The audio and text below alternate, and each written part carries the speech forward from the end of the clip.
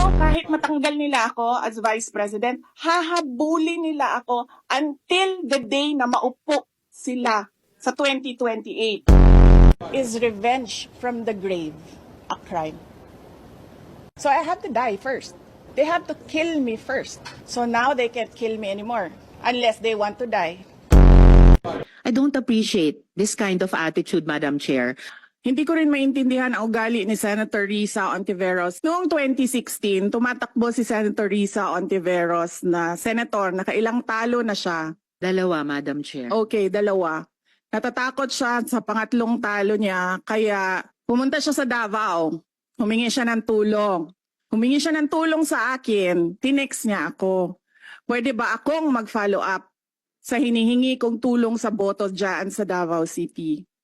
Nanalo na siya, at nung nanalo siya, anong ginawa niya? Siya ang pinakaunang umatake kay President Rodrigo Duterte. Anong tawag sa ugaling ganito?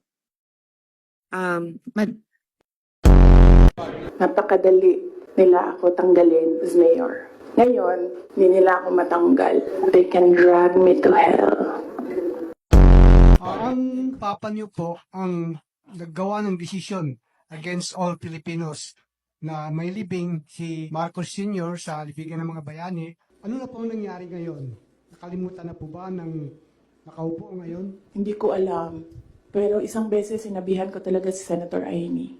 Sabi ko sa kanya, kung hindi kayo tumigil, huhukayin ko yung tatay ninyo. Itatapon ko siya sa West Philippine Sea. Nandun pa yun sa group chat. Merong mga nakakita. Is this part ba of what you said earlier? Let's stick to the plan. BBM or Martin Romualdez? No. Okay. No, I will not attend the SONA. I am appointing myself as the designated survivor. They have never seen a politician who has nothing to lose na IDGAF. Ginagawa niyo akong diversion? Wala. Talo na kayo. Masakit sa akin, Martin, hindi yung pagsira ng pangalan ko eh. Ang masakit sa akin, maalis mo man ako sa presidential race, hindi pa rin ikaw ang presidente. King ina mo. Walang boboto sa'yo. Please lang. There's nothing in you except money. Yan lang, Martin. Harapin mo yung katotohanan.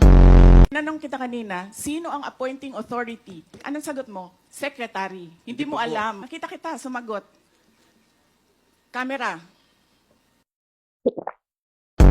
Tinutulungan ko lang kayo, sir, kasi napapahiya ang Pilipinas. Ganito ba ang House of Representatives?